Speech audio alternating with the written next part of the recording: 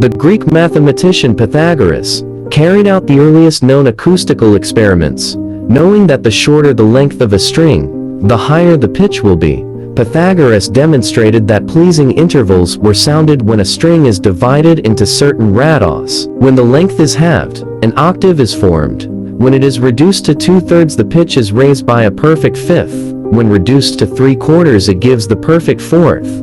The same applies to the length of a column of air in a wind instrument. Over the years, the remaining intervals of the scale were filled in with tones and semitones, and thus began the gradual progress that culminated in the recognition of tonality, or key. This concept has since remained the basis of musical composition in the West, though smaller intervals, called microtones, occur in other musical cultures, such as in Indian music, and have been used by some experimental composers of the 20th century. Harmonic vibrations. It was not until the 17th century that the relationship between the frequency of vibration and the length, diameter, tension, and density of the string was established. It was Galileo who discovered that if either the string's thickness or length is doubled, the frequency of vibration, and consequently the pitch, is halved. For this reason, bass strings can be made thicker than treble ones if they were all of the same thickness. The lowest string in a piano would have to be about 6.5 meters or 7 yards long.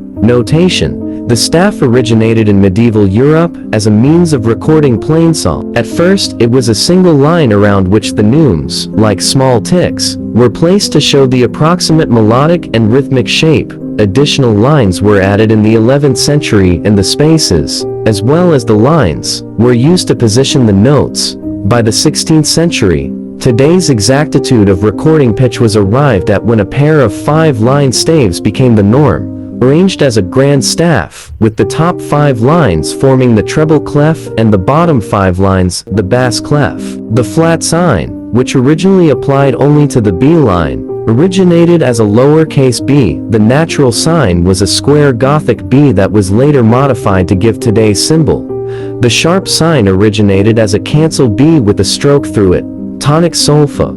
The tonic solfa had its roots in the 11th century when a monk named Guido d'Arezzo devised a way to help singers learn a new melody by relating its notes to the pitches of certain syllables associated with a well-known tune. The tune he chose was a Latin hymn in which the first syllables of the first 6 lines were each set 1 note higher than the previous one. Using the first syllable of each line as his model, he came up with ut, re, mi, fa, so, la. Apart from the change of ut to do and the addition of t, these syllables are still used today.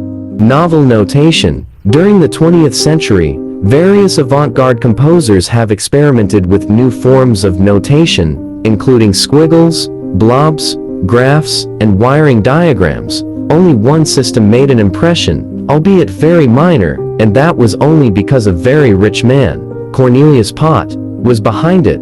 Pot, a Dutchman, invented claverscribo in 1931. Intending it as a new method of piano notation. He even founded the Claverscribo Institute to promote it. By 1950, he had produced some 10,000 works transcribed into claverscribo notation, but in spite of copies regularly turning up in second-hand music shops, no known pianist can read it. Thank you for watching. You enjoyed this video? Don't forget like, comment, share, and subscribe for more music history.